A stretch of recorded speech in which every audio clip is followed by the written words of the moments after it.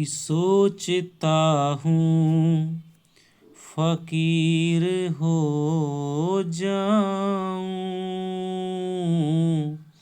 सोचता हूँ फकीर हो जाऊं, सूर तुलसी कबीर हो जाऊं, तेरी चाहत में छोड़ कर दौलत, तेरी चाहत में छोड़ कर दौलत, कि तेरी चाहत में छोड़ कर दौलत, सबसे ज्यादा अमीर हो जाऊं, सोचता हूँ। हेलो दोस्तों, नमस्कार। आपका स्वागत है आपके अपने चैनल हिंदी हब ऑफिशियल पर। तो हमने दोस्तों मोहन राकेश का आषाढ़ का एक दिन नाटक है वो पढ़ लिया है। 3 भागों में 3 अंक की हमने क्लास डाली थी। यदि आपने नहीं पढ़ा है तो एक बार जाकर के आप उसको ज़रूर पढ़िएगा और फिर ये आप प्रश्नोत्तरी करने का प्रयास करिएगा। यदि आप पढ़ चुके हैं तो आप आज हम करने वाले हैं उसकी प्रश्नोत्तरी, और 40 प्रश्न हैं वो इस प्रश्नोत्तरी में है। अगली वीडियो जल्द ही आएगी। तो चलिए बिना किसी देरी के RPSC second grade first grade की जितनी भी दोस्तों रचनाएं हैं वो पढ़वा रखी हैं। यदि किसी रचना को आप दोबारा से पढ़ना चाहते हैं या कोई नहीं पढ़वा रखी है तो आप कमेंट करके बताइएगा, और प्रश्नोत्तरी सहित करवा रखी हैं। तो चलिए हम करते हैं आज आषाढ़ का एक दिन। निम्न में से कौन सा पात्र आषाढ़ का एक दिन नाटक में नहीं है? दंतुल, निक्षेप, अग्निमित्र, मालविका। बताइए कितने क्वेश्चन आपके सही हो रहे हैं। आप कमेंट दोस्तों ज़रूर करके बताइएगा। एक वीडियो को बनाने में लगभग क्वेश्चन की वीडियो को लगभग 5 घंटे लगते हैं। लगाइए, स्क्रीन पर देखते रहने से तो थोड़ा सा मदद करना आपकी भी जिम्मेदारी बनती है कि निम्न में से कौन सा पात्र आषाढ़ का एक दिन का नहीं है। तो देखिए, दंतुल है, निक्षेप है, अग्निमित्र भी दोस्तों है, मालविका है वो दोस्तों नहीं है। मालविका किस नाटक की पात्र है? मालविका है किसकी? चंद्रगुप्त नाटक की पात्र है। दूसरा क्वेश्चन है दोस्तों, मोहन राकेश का आषाढ़ का एक दिन नाटक कितने अंकों में विभक्त है? 3, 4, 6, 7। तो जैसा कि मैंने अभी आपको बता ही दिया था शुरुआत में, तो ये नाटक है वो 3 अंकों में हमारे में विभक्त है। बहुत ही छोटा और शानदार नाटक है।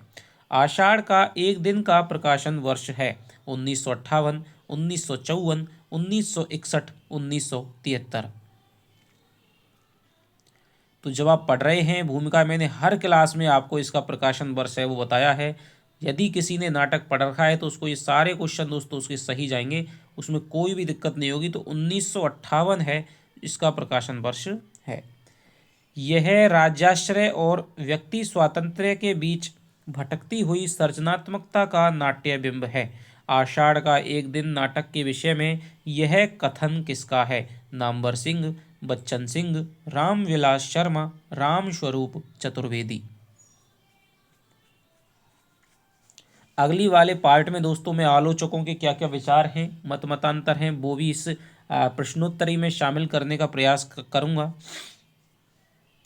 तो यह राज्याश्रय और व्यक्ति स्वातंत्र्य के बीच भटकती हुई सृजनात्मकता का नाट्यबिंब, इस नाटक को किसने कहा है? बच्चन सिंह ने दोस्तों कहा है। आगे चलते हैं। अगला 5वां क्वेश्चन है, आषाढ़ का एक दिन की पात्र मल्लिका के विषय में असंगत कथन है। वह कालिदास की प्रेम का है। जीवन के प्रति मल्लिका का दृष्टिकोण भाववादी न होकर यथार्थवादी है। वह विलोम से नफरत के बावजूद उससे विवाह कर लेती है। वह उज्जैनी से आने वाले व्यापारियों से कालिदास की रचनाएं मंगवा कर पढ़ती है। बताइए। तो देखिए, आषाढ़ का एक दिन है तो उसकी नायिका भी कौन है? मल्लिका है, और नायिका मल्लिका है, कालिदास की प्रेम का है, ये बात बिल्कुल सही है। जीवन के प्रति मल्लिका का दृष्टिकोण दोस्तों यथार्थवादी नहीं होकर के कैसा है, भाववादी है। भाववादी दृष्टिकोण रखती है। वह विलोम से नफरत करती है, उसके बावजूद भी फिर अंत में उससे क्या कर लेती है, विवाह कर लेती है। वह उज्जैनी से आने वाले व्यापारियों से कालिदास की जो जो रचनाएं हैं, ठीक है, वो मंगवा करके पढ़ती है। तीनों कथन ये सही हैं। ये जो कथन है ना, उसका जीवन के प्रति दृष्टिकोण कैसा है, भाववादी दृष्टिकोण है। आगे चलते हैं। कालिदास की किस रचना का नाम नाटक में नहीं आया है? ऋतु संहार, रघुवंश, मालविकाग्निमित्र, कुमार संभव। तो देखिए कालिदास ने बहुत सारी रचनाएं लिखी, लेकिन 4-5 का ही इनमें नाम आता है। तो ऋतु संहार है, उसका इसमें नाम आता है कि ऋतु संहार तो क्या है, हमारे सम्राट ने पढ़ रखा है। रघुवंश है दोस्तों, उसका नाम आता है जब अनुस्वार और अनुनासिक आते हैं, वो कहते हैं कि रघुवंश के प्रणेता, ऋतु संहार के प्रणेता, ठीक है, कुमार संभव के प्रणेता। है तीनों रचनाओं का नाम आता है, लेकिन मालविकाग्निमित्र का कोई नाम नहीं आता है। आगे चलते हैं। आषाढ़ का एक दिन के अनुसार कालिदास का लालन पालन किसने किया? विलोम, मातुल, अंबिका, वर रुचि।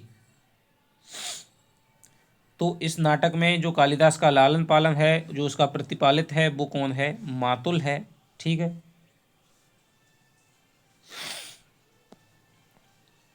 निम्न में से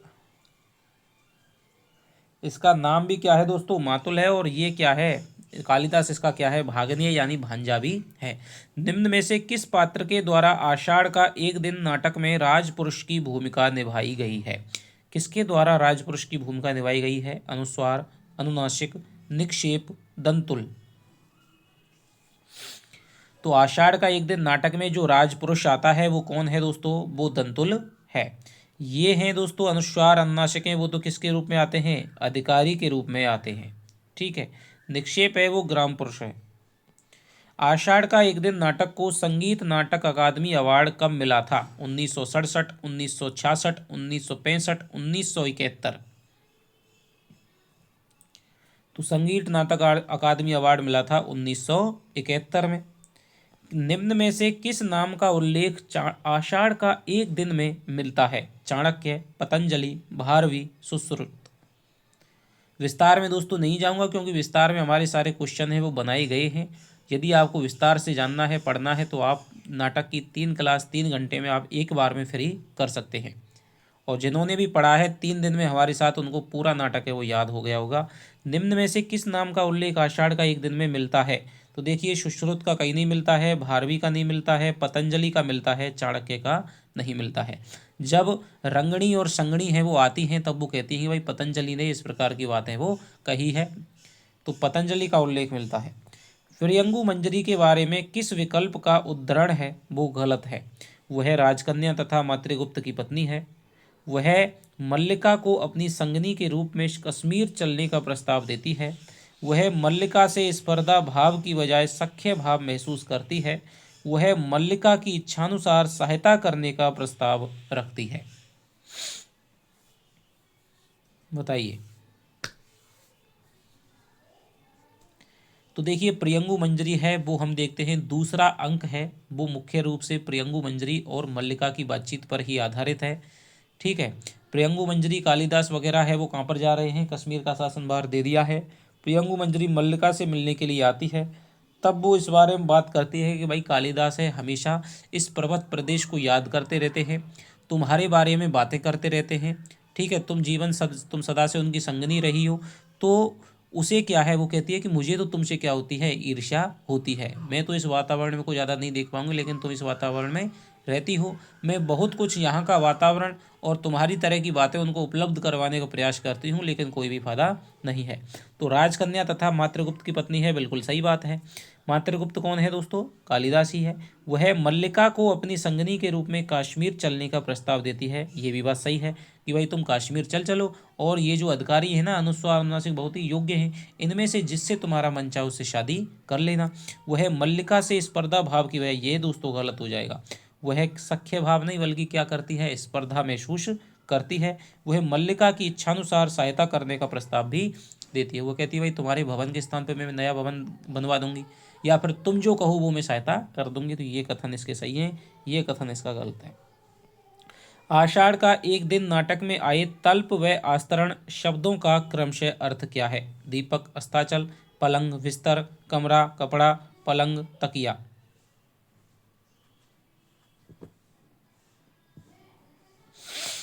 तो देखिए, तल्प और आस्तरण हैं वो हमारे पहले ही पन्ने पर हमारे शब्द आ जाते हैं। तल्प माने क्या होता है दोस्तों? पलंग होता है। आस्तरण माने होता है बिछावन या बिस्तर। ठीक है। कमरे के लिए जो शब्द आया है वो है दोस्तों क्या? प्रकोष्ठ। प्रकोष्ठ माने कमरा या कोठा।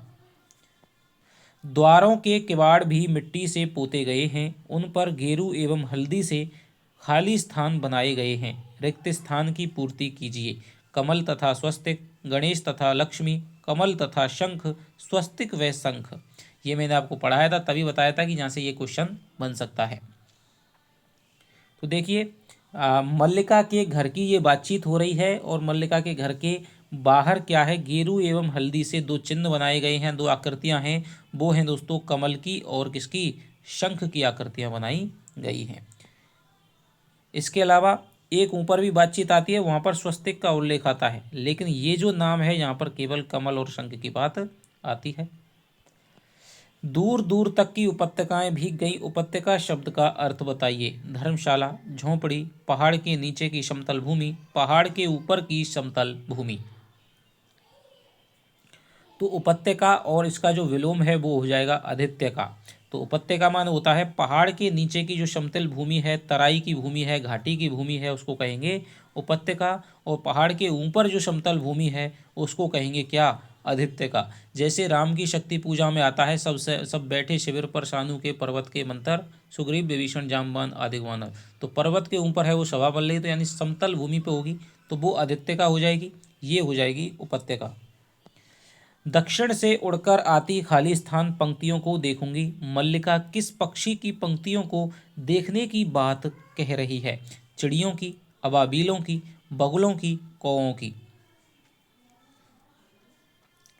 तो ये जो दोस्तों पंक्तियां हैं वो किसकी हैं? वो बगुलों की पंक्तियां हैं। बगुलों की पंक्तियां जब चलती हैं तो इसका मतलब है कि भाई वर्षा मास है वो प्रारंभ हो गया है। आषाढ़ का एक दिन नाटक में दुपट्टा या ओढ़नी के लिए आया हुआ शब्द कौन सा है? द्विपट, दुपट, ओढ़न, अंशुक।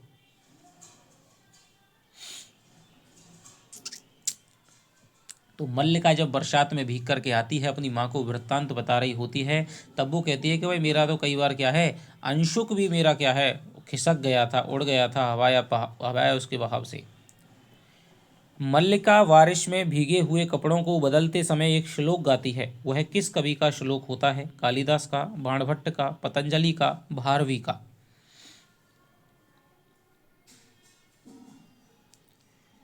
तो देखिए, नाटक में ये बात आया नहीं है कि भाई किसका श्लोक था, लेकिन उसके थोड़े उपरांत में ये बात आई ज़रूर है कि भाई ऋतु संहार को तो सारी दुनिया जानती है। ऋतु संहार तो क्या है, राजा ने भी पढ़ा है।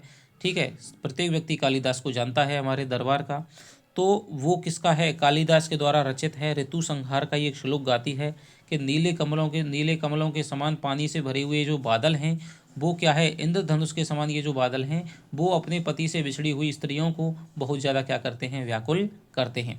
तो ये कालिदास के ऋतु संहार का ये क्या है, श्लोक हो जाएगा। सौंदर्य का ऐसा साक्षात्कार मैंने कभी नहीं किया जैसे वह सौंदर्य अस्पृश्य होते हुए भी मासल हो। वह क्या है जो भावना को कविता का रूप देता है? कथन किसका किससे है? मल्लिका का कालिदास से, मल्लिका का अंबिका से, मल्लिका का विलोम से, मल्लिका का स्वैगत कथन। बताइए। तो ये जो बात है दोस्तों वो कौन कह रहा है? यदि आपको थोड़ा सा स्पीड है तो आप स्लो करके आप उत्तर दे सकते हैं। तो ये हमारी बात है वो कह रही है, मल्लिका किससे कह रही है? अपनी माता अंबिका से कह रही है। आगे चलते हैं। मल्लिका के पिता की मृत्यु हुई थी युद्ध में, महामारी में, प्रवास में, अनायास में। मल्लिका के पिता की मृत्यु हुई थी युद्ध में, महामारी में, प्रवास में, अनायास में। तो मल्लिका के पिता की मृत्यु दोस्तों किस में हुई थी? महामारी में हुई थी। अंबिका है वो कहती है कि भाई यहाँ पर 3-4 क्या है, ये राज कर्मचारी डोल रहे हैं, इस प्रकार के लोग पहले भी जब पिछली बार आए थे तब तुम्हारे पिता की महामारी मृत्यु हो गई थी, यानी ये जब आते हैं तब कोई ना कोई अनिष्ट होता है। अब की बार पता नहीं, मुझे तो डर लग रहा है क्या होने वाला है। क्वेश्चन 20, मल्लिका के विवाह हेतु प्रस्ताव लेकर अंबिका ने किसे भेजा था? मातुल, निक्षेप को, मातुल को, विलोम को, अग्निमित्र को। मल्लिका के विवाह के लिए दोस्तों प्रस्ताव लेकर कौन जाता है? अंबिका कहती है कि भाई अग्निमित्र है वो लौट आया है। ठीक है, अग्निमित्र को भेजती है। मल्लिका का जीवन उसकी अपनी संपत्ति है, वह उसे नष्ट करना चाहती है, तो किसी को उस पर आलोचना करने का क्या अधिकार है? किसका कथन है? विलोम, निक्षेप, कालिदास, मल्लिका।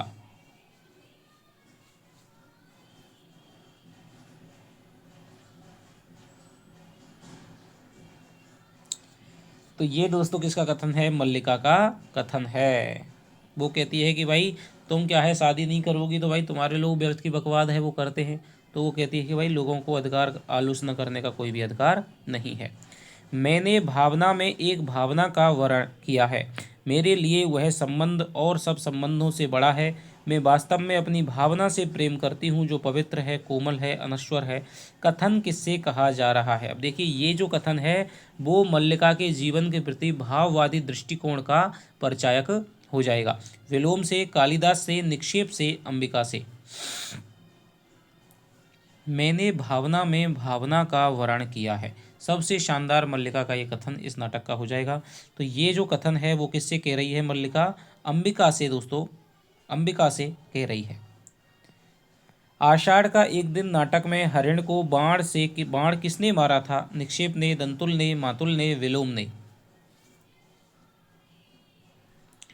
तो ये बाण है दोस्तों किसने मारा था? दंतुल ने मारा था, जो कि राजपुरुष था। मैं तुम्हारी दृष्टि की प्रशंसा करता हूँ, मेरी वेशभूषा ही इस बात का परिचय देती है कि मैं यहाँ का निवासी नहीं हूँ। किसका किससे कथन है? वररुचि का मातुल से, मातुल का मल्लिका से, दंतुल का मल्लिका से, दंतुल का मातुल से।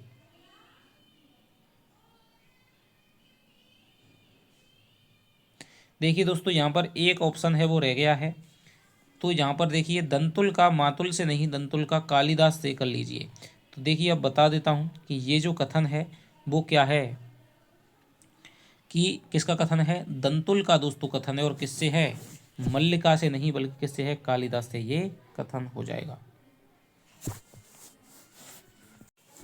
आगे चलते हैं। तो ये दंतुल का किससे कथन है? कालिदास से कथन है कि भाई कालिदास कहता है कि तुम्हारी वेशभूषा से लग तो नहीं रहा तुम इस प्रदेश के निवासी हो। तो वो कहता है कि मैं तुम्हारी दृष्टि की प्रशंसा, तो ये व्यंग में कह रहा है कि मेरी वेशभूषा इस बात को परिचय देती है, मैं खुद ही देती है कि जब मैं यहाँ का निवासी नहीं हूँ। तल्प और आस्तरण मनुष्यों के सोने के लिए हैं, पशुओं के लिए नहीं। किसका कथन है? निक्षेप, मातुल, कालिदास, दंतुल। तो तल्प और आस्तरण हैं दोस्तों मनुष्यों के सोने के लिए हैं, पशुओं के लिए नहीं। जब कालिदास है वो कहता है कि मल्लिका इसको ले जा करके तुम क्या कर दो? बिस्तर पर सुला दो, तल्प पर सुला दो। तो अंबिका है उसका विरोध करते हुए कहती है कि तल्प और आस्तरण मनुष्यों के लिए, पशुओं के लिए नहीं। किसको? हरिण को। तो ये दोस्तों किसका है कथन? अब देखिए यहाँ पर भी ऑप्शन नहीं बना है, तो इसका किसका कथन है? ये अंबिका का कथन है। किसका कथन है? अंबिका का कथन है। आगे चलते हैं। तुम्हारे लिए प्रश्न अधिकार का है, उसके लिए खाली स्थान का। मल्लिका के इस कथन के रिक्त स्थान की पूर्ति कीजिए। निजता, संवेदना, संपत्ति, परिरक्षा।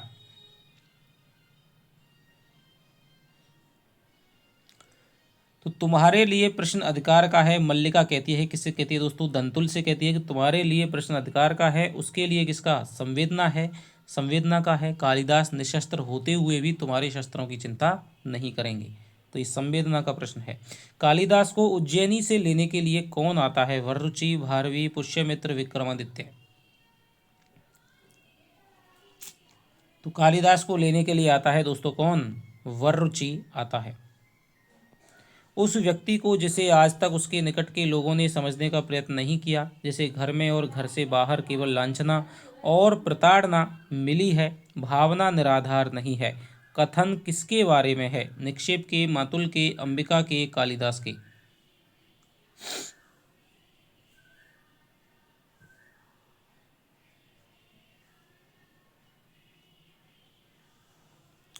तो ये जो दोस्तों कथन हो जाएगा वो किसके बारे में हो जाएगा? ये हो जाएगा हमारे किसके बारे में? कालिदास के बारे में। मल्लिका के ये विचार हैं। इसके अलावा चलते हैं। कथन कौन सा कथन अंबिका का नहीं है? मेरी अब वह अवस्था बीत चुकी है जब यथार्थ से आंखें मूंद कर जिया जाता है। वह व्यक्ति आत्मसीमित है, संसार में उसे अपने सिवा किसी और से मोह नहीं है। किसी संबंध से बचने के लिए अभाव जितना बड़ा कारण होता है, अभाव की पूर्ति उससे बड़ा कारण बन जाती है। मेरा इस कालिदास नामधारी जीव से कोई संबंध नहीं है।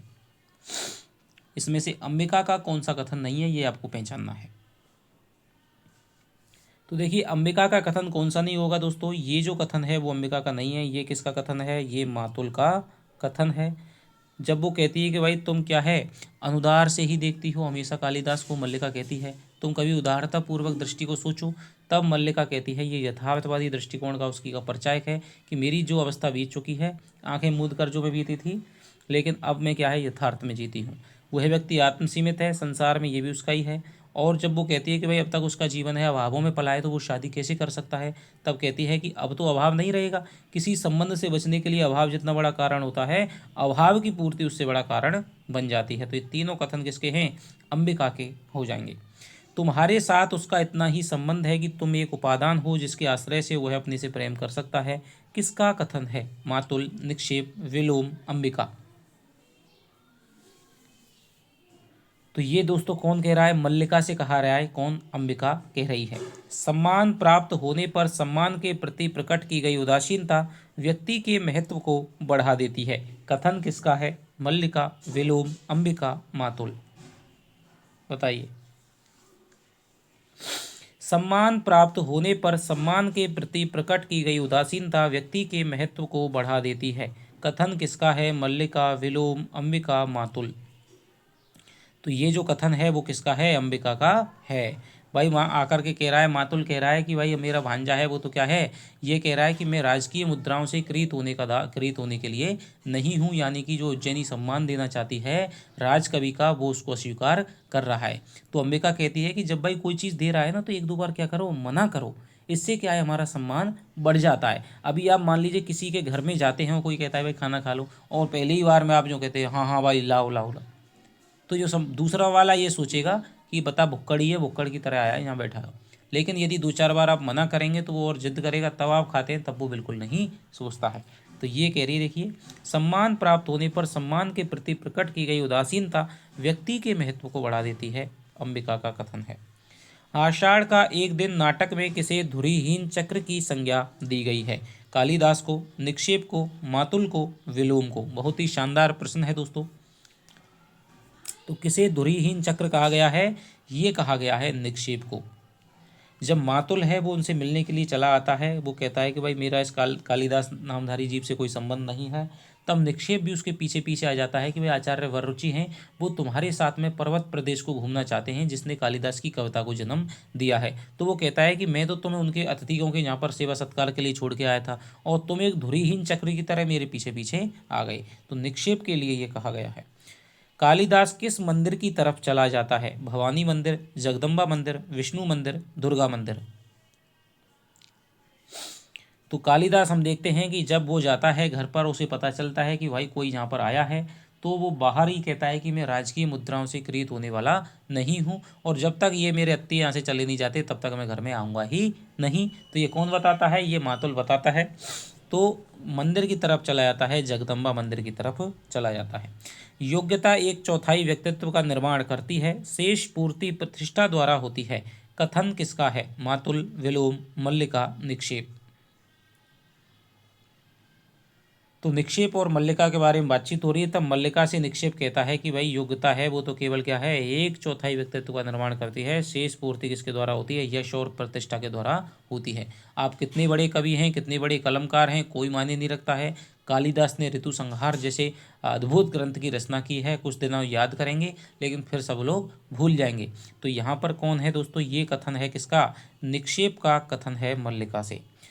उन्हें इस सम्मान का तिरस्कार नहीं करना चाहिए, यह सम्मान उनके व्यक्तित्व का है।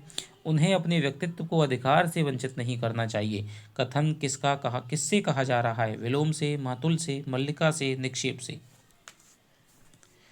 तो ये जो कथन है दोस्तों वो कह रही है कौन? मल्लिका कह रही है कि कालिदास को इस सम्मान का तिरस्कार नहीं करना चाहिए, ये सम्मान उनके व्यक्तित्व का है। तो ये जो बात कह रही है, कौन कह रही है? कथन कहा जा रहा है किससे? निक्षेप से कहा जा रहा है। मेरी आंखों में उसे अपने हृदय का सत्य झांकता दिखाई देता है। मेरा एकमात्र दोष यह है कि मैं जो अनुभव करता हूँ वह स्पष्ट कह देता हूँ। कथन किस पात्र से संबंधित है? मातुल, विलोम, दंतुल, कालिदास।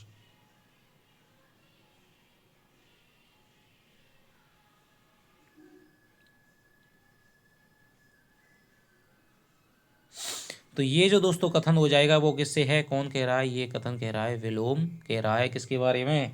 कालिदास के बारे में कह रहा है कि भाई मेरी आंखों में उसे अपने हृदय का सत्य झांकता दिखाई देता है। किसके जीवन को पीड़ा का इतिहास कहा गया है? मल्लिका, कालिदास, अंबिका, मातुल। तो विलोम आता है घर में और वो अंबिका के जीवन को कि तुम्हारा जीवन तो क्या है? पीड़ा का इतिहास रहा है। तो ये अंबिका के बारे में कहता है। वर्षों का व्यवधान भी विपरीत को विपरीत से दूर नहीं कर सकता। कथन किसका है? मातुल का, विलोम का, कालिदास का, अंबिका का।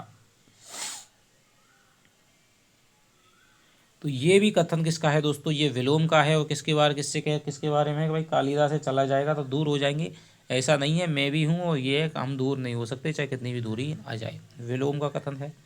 कालिदास के अनुसार दूसरे के घर और जीवन में कौन अनधिकार प्रवेश कर जाता है? निक्षेप, विलोम, राजपुरुष, मातुल। तो कालिदास के अनुसार है वो दूसरे के घर और जीवन में दोस्तों कौन कर जाता है? विलोम प्रवेश कर जाता है।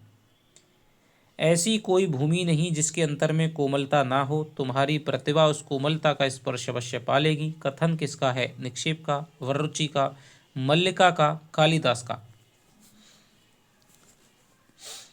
तो ये जो दोस्तों कथन हो जाएगा वो किसका कथन हो जाएगा? ये हो जाएगा हमारे मल्लिका का, कालिदास से कथन हो जाएगा। कालिदास कहता है कि भाई मैं इस भूमि को छोड़ करके नहीं जाना चाहता। यदि इससे उखड़ जाऊंगा तो मैं कहीं का नहीं रहूँगा, क्योंकि यहाँ से मेरा संबंध है। जहाँ पर तुम हो, जहाँ पर ये पर्वत भूमि है, पशुपाल हैं, पर्वत हैं, गाय हैं, हरिण हैं, सबसे मेरा यहाँ पर संबंध है। मैं नहीं जाना चाहता हूँ। लेकिन वो कहती है कि भाई वहाँ पर भी तो वो भी भूमि है, वहाँ पर भी हर कोई भी भूमि अनुपजाऊ नहीं होती है। तुम्हारी प्रतिभा है उसमें नई सृजन शक्ति का अंकुरण है वो कर लेगी। तो ये बात मल्लिका कालिदास से कहती है। तो ये हमारे दोस्तों 40 प्रश्न हैं रहे हैं। आशा करता हूँ कि आपको पसंद आए होंगे। और यदि आपके कोई भी विचार हों तो आप कमेंट में लिख करके बताइएगा।